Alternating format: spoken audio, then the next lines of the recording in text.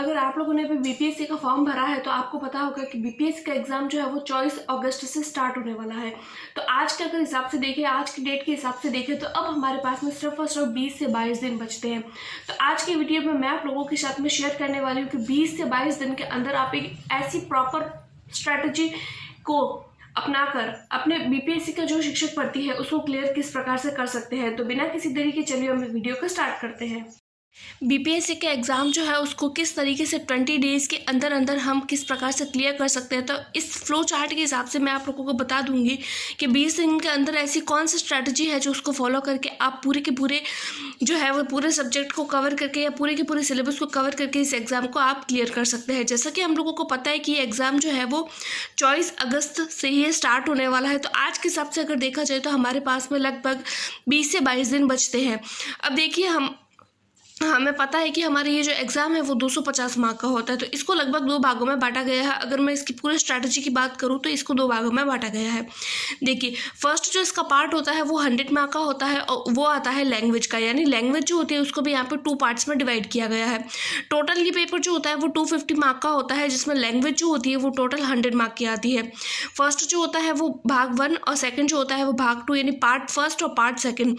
इसके अंदर जो पार्ट्स है, फर्स्ट जो है वो 25 मार्क का होता है और पार्ट सेकंड जो होता है वो 75 मार्क का होता है। फर्स्ट जो है वो आप लैंग्वेज जो है वो इंग्लिश हिंदी कोई भी चूज़ कर सकते हैं या फिर आपकी जो इच्छा है वो आप चूज़ कर सकते हैं। और लैंग्वेज सेकंड जो है उसमें भी आप हिंदी, उर्दू, बांग्ला, संस्कृत, आपकी जो भी इच्छा है वो आप लैंग्वेज को चूज़ कर सकते हैं। तो देखिए, अगर आप लोगों की थोड़ी बहुत भी लैंग्वेज अच्छी है तो अभी 20 दिन के हिसाब से अगर मैं आपको बताऊं तो अभी आपको लैंग्वेज पे बिल्कुल भी फोकस करने की ज़रूरत नहीं है। ऐसा मैं इसीलिए बोल रही हूँ क्योंकि देखिए, ये जो लैंग्वेज वाला पोर्शन होता है ये केवल क्वालिफाइंग होता है, यानी दोनों को मिला के हमें सिर्फ और सिर्फ 30% मार्क जो है लाने होते हैं। क्योंकि जब इसकी मेरिट बनती है तो इस पोर्शन के जो मार्क है वो हमारे उस मेरिट में काउंट नहीं होते हैं। तो हाल फिलहाल के लिए हमें इस 20 दिन के अंदर इस लैंग्वेज वाले पोर्शन को अभी के लिए नहीं छूना है। तो हमें अभी पढ़ना क्या है तो अभी मैं आप लोगों को बताऊँगी। तो देखिए, अभी मैंने आप लोगों को पार्ट फर्स्ट के बारे में बता दिया कि फर्स्ट जो हमारा पार्ट होता है वो लैंग्वेज वाला आता है और सेकंड जो पार्ट होता है वो हमारा जीके होता है। तो जीके में देखिए हमारे ये सारे सब्जेक्ट आ जाते हैं। तो सबसे पहले तो अगर मैं आप लोगों को बताऊं गणित और रीजनिंग, यानी मैथ्स और रीजनिंग की अगर मैं बात करूँ तो फिर इसको हमें डेली का 1-1 घंटा देना है, यानी 1 घंटा हमें रीजनिंग पढ़नी है, 1 घंटा हमें गणित पढ़नी है। ऐसा नहीं है कि हमारी गणित और रीजनिंग बहुत ज़्यादा वीक है तो हम इसको बिल्कुल ही अवॉइड कर दें। अगर आपकी बहुत ही ज़्यादा वीक है तो आप इसे 2-2 घंटे भी दे सकते हैं, टोटल आप इसको 3 से 4 घंटे भी पढ़ सकते हैं।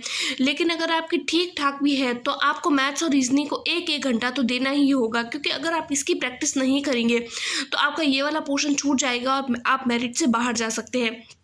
और गणित को हमें कोई बहुत ज़्यादा डीप से नहीं पढ़ना है, हमें सिर्फ और सिर्फ एनसीईआरटी की सिर्फ और सिर्फ 9th की एनसीईआरटी की बुक्स और 6, 7, 8 की जो बुक्स होती है केवल और केवल उन्हीं बुक्स को पढ़ना है।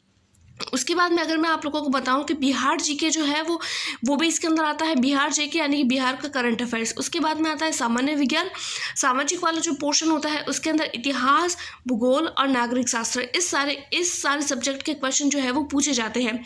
उसके बाद में आता है भारतीय राष्ट्रीय आंदोलन वाला जो टॉपिक है वो, यानी कि इस वाले पोर्शन को हमें कहाँ से पढ़ना है। तो देखिए, भारतीय राष्ट्रीय आंदोलन वाला जो टॉपिक है वो हमें 6ठी-7वीं की किताब से नहीं पढ़ना है, क्योंकि उसमें बहुत ही ज़्यादा बेसिक दिया हुआ है और अभी हमारे पास में इतना टाइम नहीं है कि हम सारा का सारा बेसिक पढ़ें। तो इसके लिए हमें कहाँ से पढ़ना है, तो इसके लिए हमें 8th, 9th और 10th इसकी जो एनसीईआरटी की बुक्स है उसी को पढ़ना है।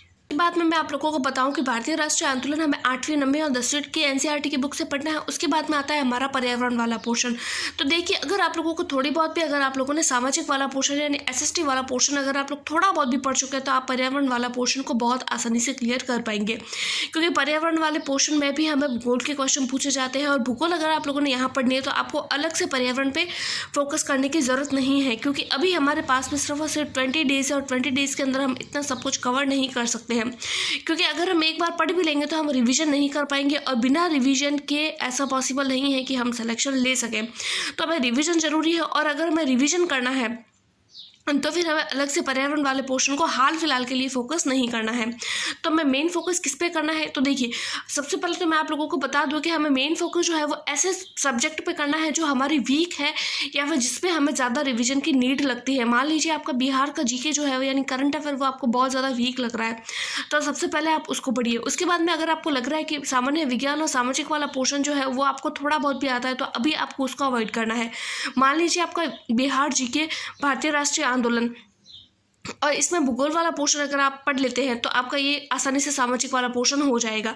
मान लीजिए आपका बिहार जीके और भारतीय मान लीजिए कि आपका सामान्य विज्ञान वाला टॉपिक और भारतीय राष्ट्रीय आंदोलन वाला टॉपिक, इन दोनों टॉपिक में अगर आप लोगों को बहुत ज़्यादा वीकनेस लग रही है तो अभी 2 और 3 दिन के लिए आपको सिर्फ ये टॉपिक पढ़ने हैं।